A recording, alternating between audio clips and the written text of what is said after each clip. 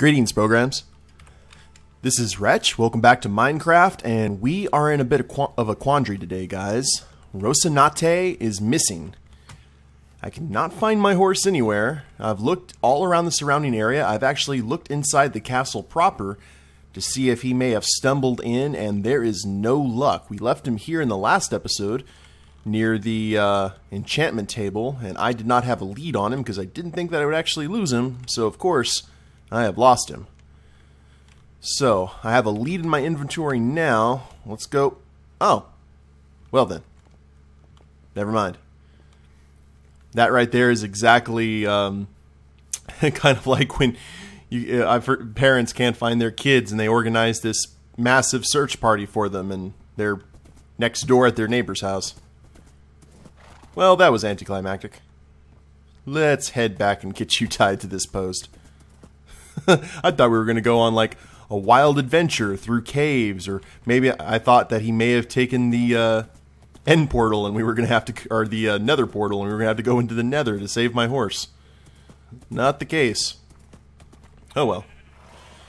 I guess that could have been worse. So we've got the lead here, and there's no open areas I think he can break the lead at, so we're just going to leave you there, sir.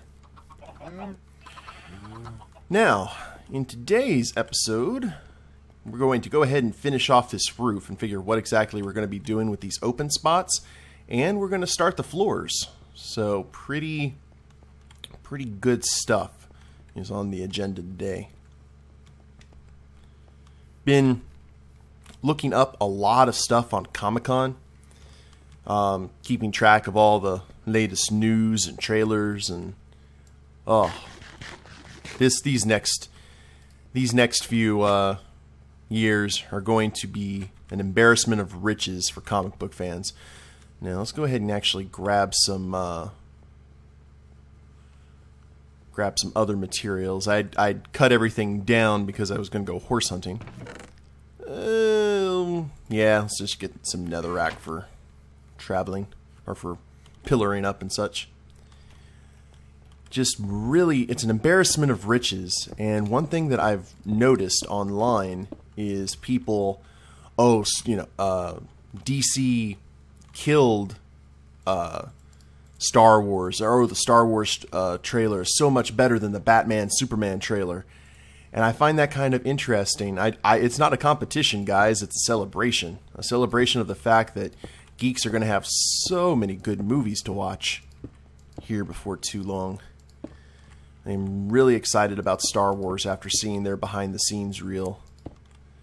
You see how much real sets and real, they use CGI obviously, but so much of it is actual real sets and old-school tech, which, I'm so looking forward to that. It's very Guillermo del Toro, who did Hellboy and whatnot. Now, obviously, Pacific Rim was a lot of CG, but his work predominantly, has been a lot of animatronics and puppetry. And little known fact, Del Toro was actually Peter Jackson's first choice to do the Hobbit movies if he couldn't do them.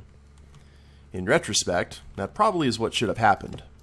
But now all we can do is, wonder what if. But really looking forward to all the stuff, and we're not done yet. There's still some other trailers. Batman vs. Superman looked amazing. Definitely started showing more in terms of Batman's motivation as to why he would clash with Superman in the first place, and the great Jeremy Irons, who's one of my favorite actors, is playing Alfred, and so good. If you haven't watched that trailer, please do so. Look up Batman Superman Comic-Con trailer. Now, there's been a ton of other trailers at Comic-Con, other than Batman Superman and the Star Wars one, but I haven't looked at them yet because, I did look at one. I saw the Suicide trailer one. And I'm just kind of, I'm going to watch it, but I expect absolutely nothing, and I am going to kill myself because of all this bad footing. So we have been 0 days since our last accident here on the build site. Interesting. I'm going to go into it with zero expectations and hope that makes for a good movie-going experience for me.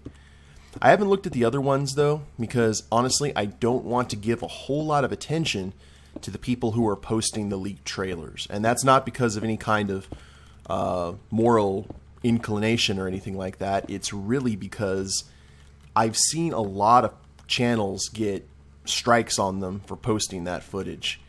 One of the things I like to do as a hobby is I like to watch reaction videos.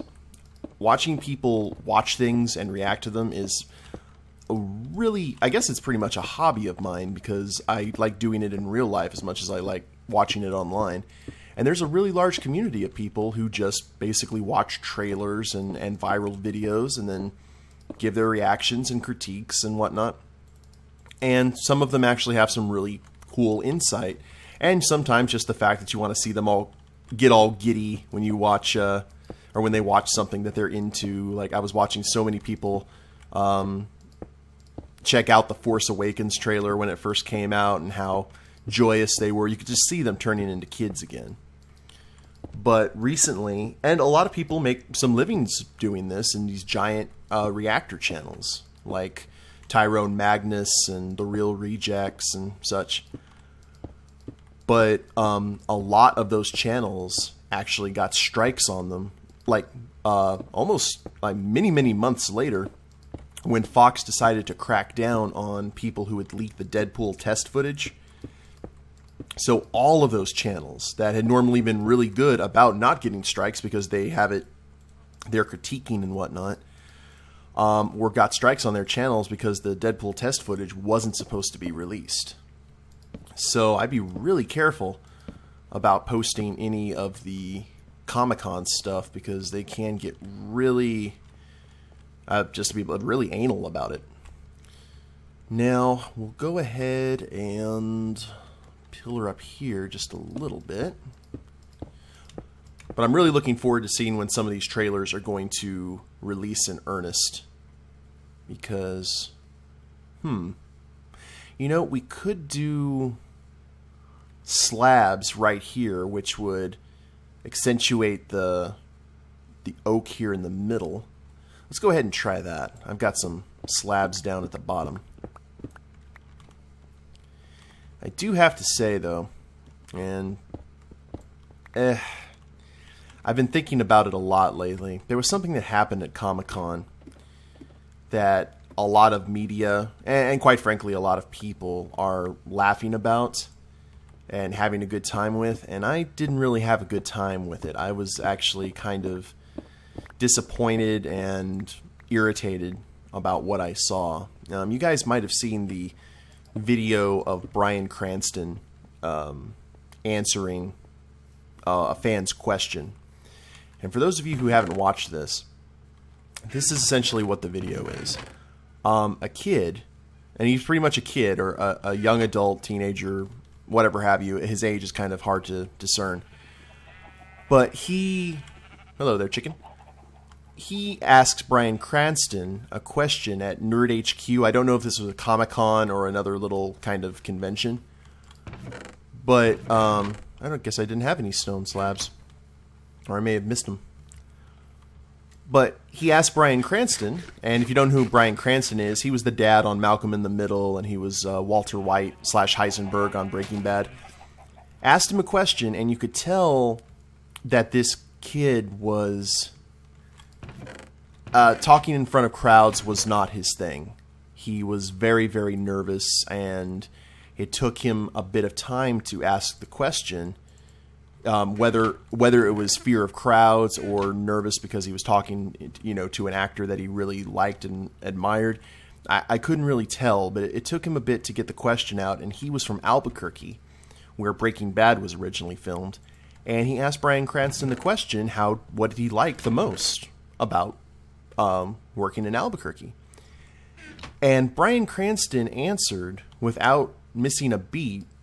Essentially something to the effect of, well, I really enjoyed visiting your mom. And there was the normal, and he did it with this smug look, and everyone did the typical, oh, and he dropped the mic in this kind of exaggerated gesture, and that was about that. Now, here's the thing, and I know, and trust me, you're probably, God, man, Wretch must be really fun to have at parties.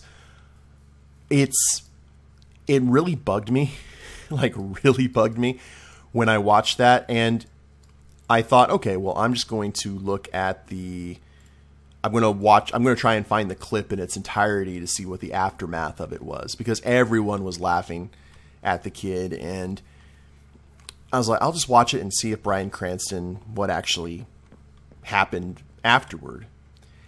And what happened afterward is the kid says, and he's laughing along with the crowd, and I don't think it was really, I'm laughing with the crowd so much is I'm embarrassed and don't know what to do. So I'll laugh. It's like when a bully insults a kid and the kid laughs like, haha, that's funny, you know, so-and-so. And the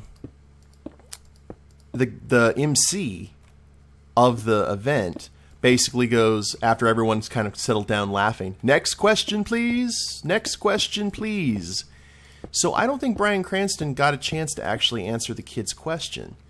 And news outlets got onto it, and, you know, like, oh, Bryan Cranston owns kid at during Q&A, Breaking Bad Q&A or some such. And then, you know, everyone's like, oh, get wrecked by Bryan Cranston. And I was kind of sitting there, I'm like, I don't understand what was so really particularly funny about that. The thing about it is, I'm really bad, or I do not like it when people are publicly embarrassed for no reason. Now, this could have ended in a lot of different ways. Like, had the kid answered with snark, I completely understand Bryan Cranston just blowing him away. That would have been very funny, and I've seen Kevin Smith do that to a lot of people. Whoops. I thought I was at the bottom level. I'd seen Kevin Smith do that to a lot of people at cons who ask smart aleck questions, and he just decimates them.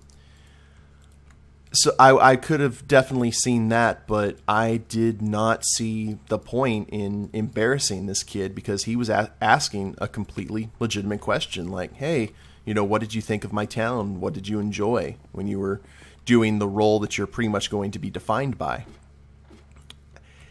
And yeah, had Bryan Cranston afterward been, oh, you know, I'm just kidding, it was this, you know, this is what I thought, and this is what I enjoyed about Albuquerque, that would have been fine. It would have been like, oh, he decided to rib the kid, and everything was fine. But the moderators didn't give Bryan Cranston a chance to answer the question. I don't believe he answered the question from the full clip that I was able to find. So I don't know, it put a really bad taste in my mouth. And the reason why is I could tell that this kid had a lot of trouble with anxiety, whether it was meeting his idol or, you know, being in front of a crowd of people. That's something that takes a lot of courage to do if you're not an actor, to stand up in front of a group of people and ask someone that you admire a question, and then to have the guy... And he, you know, the kid was just like, well, that was kind of mean. It didn't really serve a point, I guess. And I've seen a lot of flame wars online, internet comments, you know how that goes. With some people commenting, yeah, that kind of was uncalled for, unless the kid had been being a smart aleck or something, or at least if Bryan had answered his question or was allowed to answer his question. That's another important thing. I'm not really blaming Bryan Cranston for this. Just the whole situation, I think, could have been handled a lot better. And it's the fact that I think had this been an isolated incident, it probably would have been fine. But now that the internet has pretty much got a hold of it, this kid is probably going to be embarrassed, while some people are able to, like, oh, you got owned for by Bryan Cranston, and it's something that he could tell his friends. Now the entire internet is like, oh, you got wrecked. That's a kind of a potent thing to happen to a guy that age, especially if he's dealing with any kind of social anxiety. That's gonna be pretty rough on him, if not just completely bad mojo. I guess my whole point in this is you don't just be careful.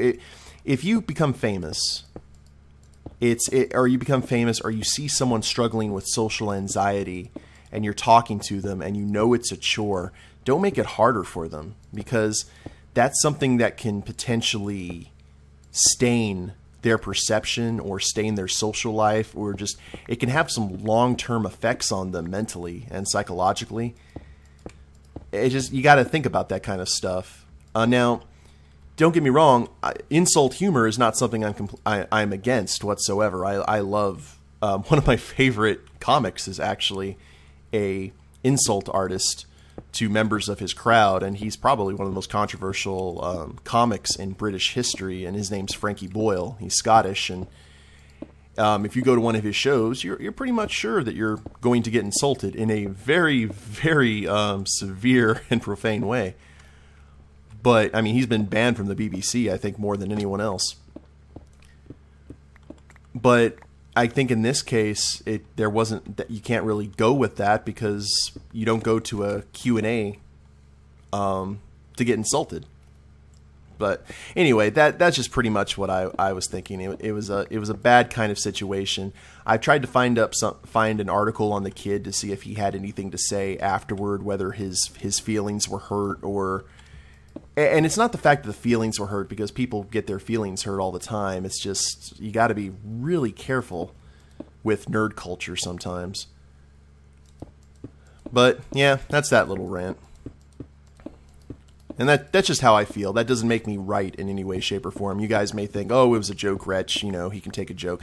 I do understand that mentality. It's just not one that I agree with. And we can agree to disagree, because we're all adults.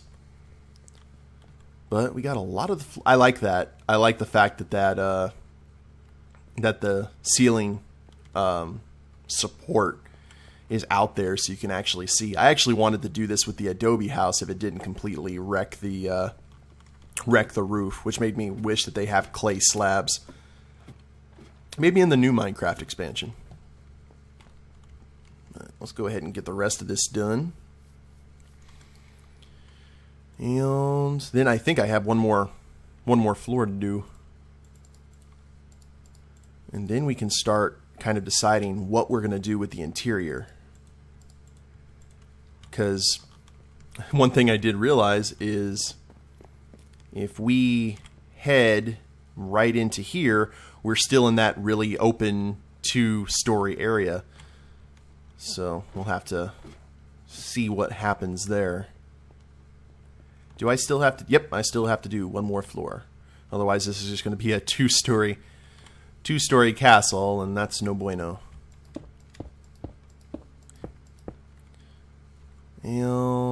I'm in a little bit overboard, but I'm sure we'll be using... Nah, not netherrack. Using slabs here. Aha. And... bam. Good deal. And I should have enough. How many more stacks of stone do I have? I'm going to have 3 stacks of stone. That should be enough to take care of the floor. Now, I don't know what else I've been paying attention to from Comic-Con.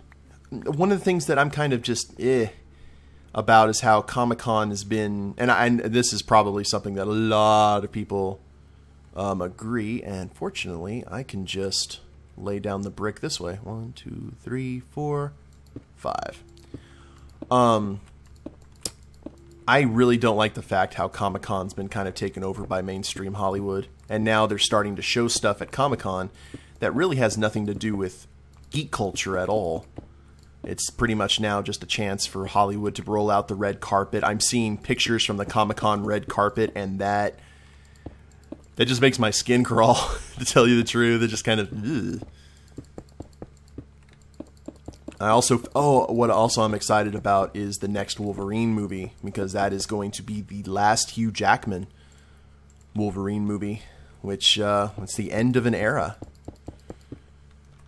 He's doing Old Man Logan, which is perfect considering the fact that he's getting up there in years and he doesn't look as youthful as he did back in the day when he first started doing it, so many years ago. And I don't remember, was the first X-Men movie in '99? I think.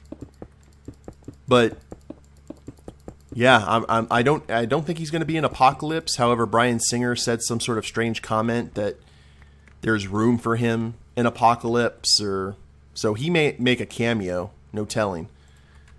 You never know with Marvel stuff. I also saw pictures of I forgot the actor's name. He played Shane in The Walking Dead. And I actually don't watch The Walking Dead anymore. I watched the first few seasons, and then I just kind of lost interest. But the guy who played Shane is an amazing actor, and he's playing the Punisher. And I was like, that's good. I actually would have preferred, and he said this in interviews, that he would do it again in a heartbeat if they had recast Thomas Jane as the Punisher. And that a lot of people have mixed opinions on that movie. Oh, we ran out of stone. On the first, well, technically the second Punisher movie with Thomas Jane, the one that was set in Florida instead of New York. That was actually, I liked that movie a lot. I thought that was a pretty good introduction to the character. Punisher Warzone was okay, but I thought it was a little too cartoony. But that guy, the Shane, and I'm just going to call him Shane for all intents and purposes, is playing the Punisher in the Daredevil series. He's apparently going to be one of the primary villains. And I cannot wait, because Punisher did originally show up as a villain in Daredevil. So they're going to do it right, I think. And I think it might be nighttime outside. We don't really have any wind. Oh, yeah, it is nighttime, definitely. Let's get some sleep before a witch or some such visits my front door. Well, looks like I am about to go cobble hunting. And get enough cobble to finish this floor. And then, well, you know what? I don't think we have to worry about that. Because I'll tell you what we're going to do. I already decided that we were going to do this initially. What, I'm going to have a walkway. Okay. We're going to have... We're going to delete, for lack of a better term, these towers right here. Because this is going to be the Great Hall. I can have these and then have kind of like a catwalk and a stairway going down here. Well, I don't know. There's a lot that we can do. Or I might have the Great Hall like this with the walkway between these two.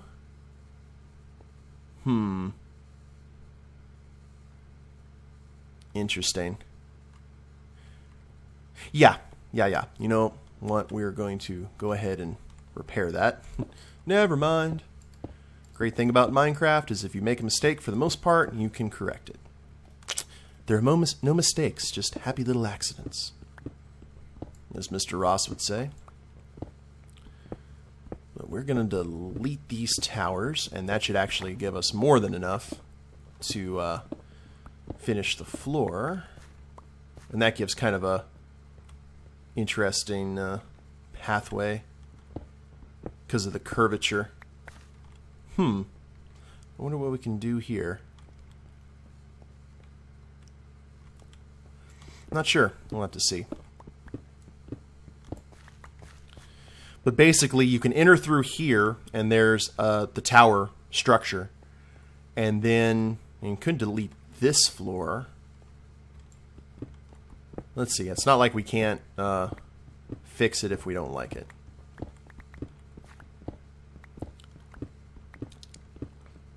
And basically have a walkway between these two and a stairway going down, and that still gives plenty of space for a high table and all that kind of stuff with the bedrooms and such up above. Maybe an audience chamber. We shall see. Yeah, we're going to have to deal with kind of an indention either way here. So We'll delete the upper floor, or the lower floor. Give us plenty of brick and plenty of stuff to play around with in terms of the interior design. And we'll make the ladders going up that way. Huh. This is, like I said, this is going to be the interesting part where we're just kind of getting our feel for what the indoors is going to be. I also got to put brick here where this dirt is, because we were not expecting that this stone would ever move. And you got one more there. I don't have a shovel, so we'll... There we go. Come on now. Need to fill all... Now, if you guys have ever like laid concrete for brick or... Ooh. Alright, that's strange. Let's go ahead and get you filled in. We might actually find one of those basement holes that we have been talking about earlier. If you've ever laid concrete, you know how much of an arduous and kind of just process. So happy you can lay brick and concrete down here in Minecraft without a whole lot of issue. Get this done with. I'm trying to remember what else. Oh, Ash vs. Evil Dead. Kind of excited about that. It's stars. I don't have stars, so I'm going to have to find another way to watch it. But Bruce Campbell has a particular appeal to him. I've heard some interesting stories about him in real life, but in terms of characterization and stuff, he's pretty cool. I really liked his character in Burn Notice, which is a criminally neglected show that was on USA. It was very, very good if you never watched it. And am I... Oop, I am out of food. I guess that means that it's the end of the episode when I'm out of food, at least in this case. So we'll go ahead and leave it here. I hope you guys have enjoyed, or at least were somewhat interested in that conversation and that little rant I did. Just, you know, geeks got to look out for geeks. And I'm just kind of trying, and trust me, I know that I am absolutely nothing in terms compared to Bryan Cranston. But it's just one of those things that I just really think that geeks are normally socially awkward, and when situations like that happen, it needs to be addressed. So there you go. But I will go ahead and end it here, guys. I hope you've enjoyed it. If you liked the episode, go ahead and click like down below. Subscribe to the channel. Leave a comment. That'd be a big help. And we'll see you next time. Later days, everyone.